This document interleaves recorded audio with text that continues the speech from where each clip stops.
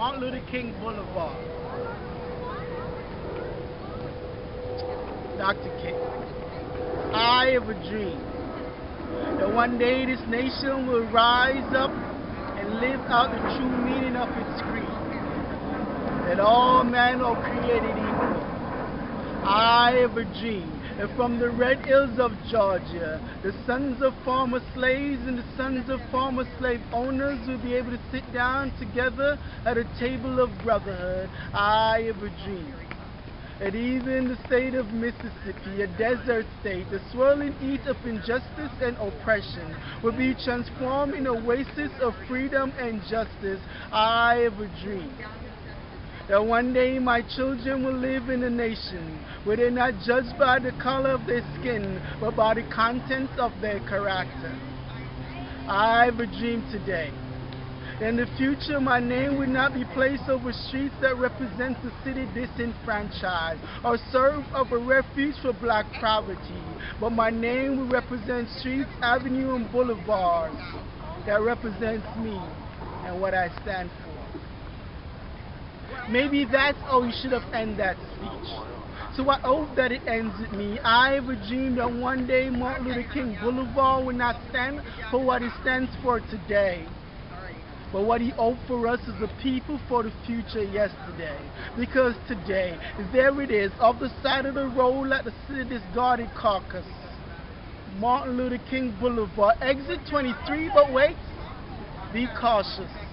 It lays off the highway in the neighborhood that people say if you don't live there, well, don't go there. And that apparently include the cops, whose attitude always been to stay back, ignore the calls, and send the coroner in tomorrow. Like garbage. Just another daily body pickup off Martin Luther King Boulevard. It boasts to have more alcohol than spirit and wine, where even winos snub their nose at those lost souls, and oboes make MLK Boulevard their home. They split the rent between drug dealers, pimps on one side, and the others their hoes. Little girls who will never get a chance to grow. Take Stephanie. Only 15 years old and already an high school dropout. With no one to teach, she would never get a chance to hear the speech. So she would never get a chance to realize the dream. So there she stands, on a street corner, under a street sign that bears his name, but she knows not what it means. So she stands there, in a shirt so tight she can only breathe, squeezing her cups together just to form a bead, in a miniskirt and stiletto heels. Selling her body. But it seems that the only way she knows to provide for her needs. Her new baby that was conceived with her stepfather. Every night on her back, on her knees, he reminded her never mind to scream. Because the only person that can hear you, your mother. An high school dropout, high on weed, a crack fiend, lays down on her couch. Her dealer, her younger son, a self-proclaimed thug, peddling his drugs on the same block that you grew up. Oh, ironic. They're hanging from a street sign, a name that once stood for non-violent, no angel but black child that throws up gang signs. But 18, an high school dropout. With no one to teach, he never get a chance to hear the speech. So he will never get a chance to realize the dream. So there he stands with a spray can in hand, spraying graffiti all over the name, because he knows not what it means.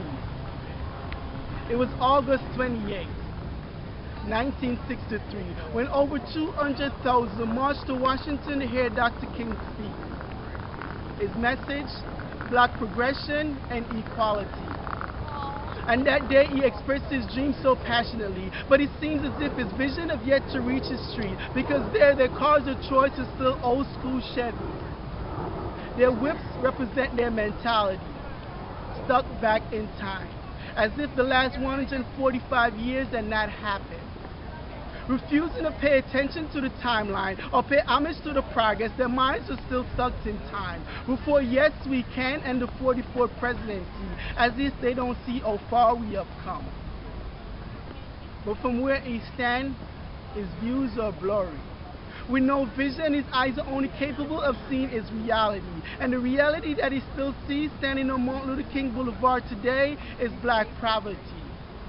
Alcoholics and drug fiends, gangbangers and kingpins, prostitution and a misrepresentation of sexuality, corrupt black leaders and broken families, black and black crime sprees that promise double homicide that no longer makes the news because it happened with such frequency. Standing there and seeing what he sees is when I had a dream.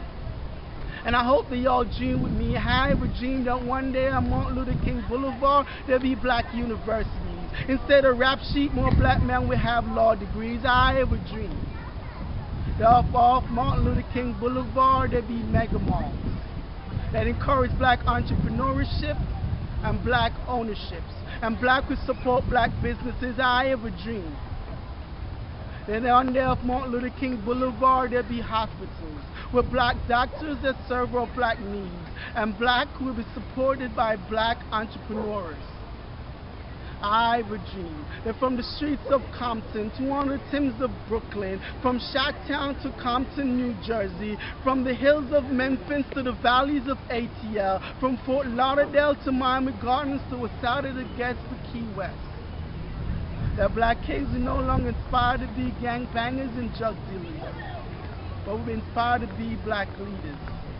So I ask those who have not heard his speech, teach those who have.